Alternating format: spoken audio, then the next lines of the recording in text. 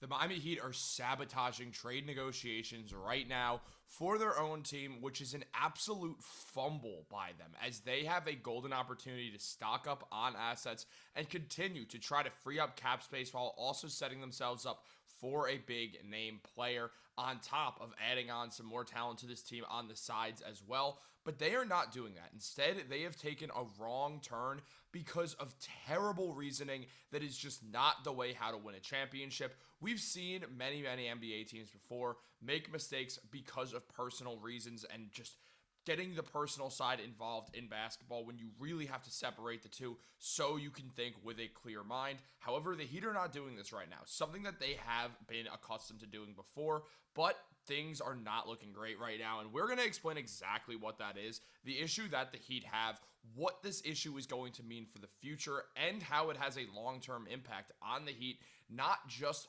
for specific players involved in this situation, but for players and opposing teams down the line as well for years to come on top of this. And we are going to discuss all that. But guys, real quick before we do that, if you are part of that 80% that's not subscribed to Heat Digest, make sure to subscribe for daily Miami Heat updates. We have a lot of great videos for you guys. And if you want to stay up to date on everything Miami Heat, this is the place to be for it. But let's jump into it, guys. There is a lot to go over on this situation because, as we know, it's been no secret that Andrew Wiggins has been a part of trade talks with the Miami Heat since the second he arrived in the Jimmy Butler deal.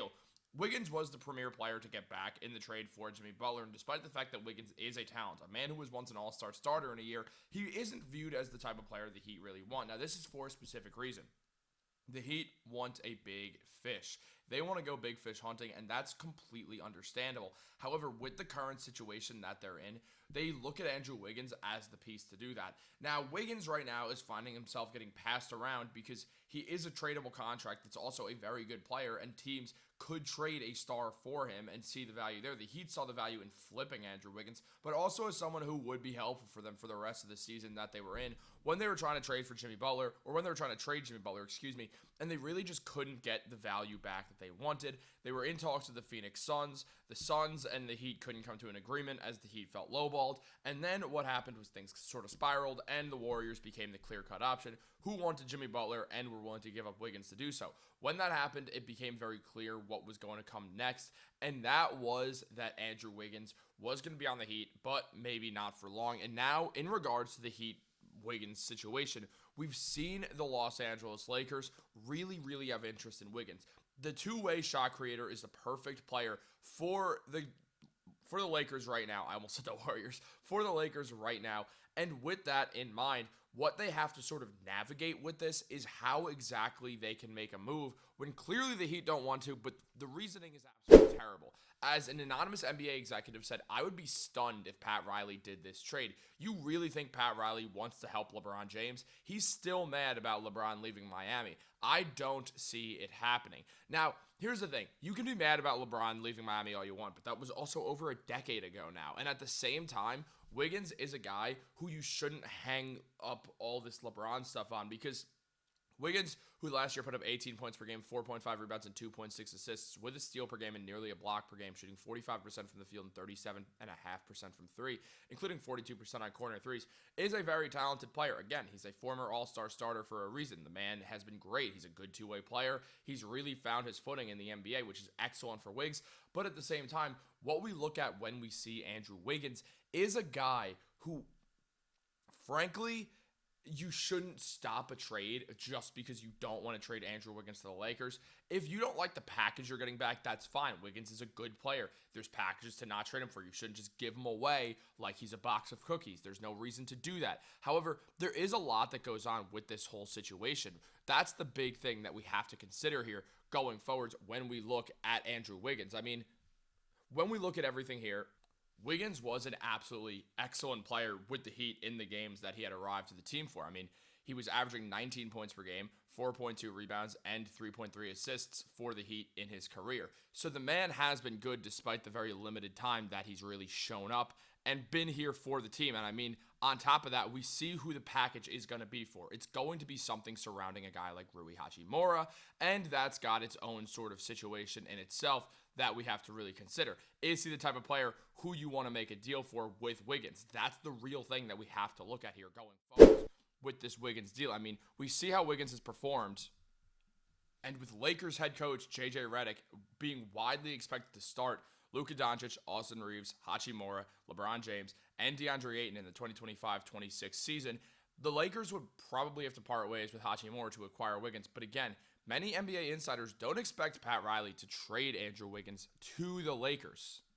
Hachimura averaged 13 points per game, 5 rebounds, and 1.5 assists, with nearly a steal per game, and shot 41% from 3, shooting 42% on the corner threes as well. Hachimura is also a talented offensive player. The defense can be questionable at times, but he is very strong. He's a very stout, physical guy, so he does add that to his game, and I think he would be a beautiful fit with the Miami Heat for sure. And when you add on, like, what else would be in that deal, the Heat, they're known to want a first-round pick, but on top of that, you can get a nice player in Dalton Knecht as well. Now, Knecht, he's averaging 9 points per game, 2 rebounds, and 1 assist per game, shooting 46% from the field and 37% from 3 as a rookie. He also shot 40% on the corner 3 as well, and is expected to get better. He finds his way on a Heat team where the Heat have had a bunch of talented three-point shooters, so this does make a lot of sense to go out there and sort of look at in a real situation where you do want to make some sort of move here. Now, a lot of it comes down to what the Lakers actually want to do here. Do the Lakers really want to go out there and trade Rui Hachimura, Dalton Knecht, and a first-round pick for Andrew Wiggins? Well, that depends on no one more than Wiggins, because that's what we have to look at here. Does Andrew Wiggins really get you over the top if you're the Lakers? That's the question you have to answer. If the answer is yes, then you go do the deal and you don't even think twice about it. You go out, you trade for Andrew Wiggins, and you trust that this deal is the move that's going to help you in the future if you're the Lakers. But the Heat, they have to decide, and I like the trade. Personally, I think it works for the Heat because it's going to free up money, considering the fact that Rui Hachimura is on an expiring contract, considering the fact that Dalton Knecht has a nice future in the NBA, and also you nab a first-round pick off that, and depending on what year the pick is going to be, you don't know what the Lakers are going to look like, but LeBron's probably not going to be there because the Heat are going to ask for a pick probably in the 2030s. When that's it happening, if the Lakers don't continue to be great, Luka can leave. He can request a trade. I mean, he can leave. I know he just signed an extension, but he can leave 4 years from now. And if the Lakers picks in 5 years from now, then all of a sudden the Heat have an absolute gem to work with over the next couple of years. So that's going to be really, really huge for this team. If Pat Riley hangs up just because he doesn't like the situation that's going on, then that's a really, really, really bad idea for the Heat going forwards. Something that is going to also have a negative impact going forwards, because what we're going to see is teams not really trust what's going to happen with the Heat at all, and the Heat are going to become a team that become very hard to trade with. And yeah, sometimes that can be helpful, but also at other times it's not going to be when the Heat need to make trades and teams are like, no, we don't really trust you. And then all of a sudden you're not going to have good relationships with other front offices, and that makes things harder to really go out there and make moves, something that they're desperately going to have to fix as time goes on. But guys, what do you think about this situation? Let me know in the comments down below. Like this video, subscribe, turn on post notifications. Have a great day. I'll catch you later.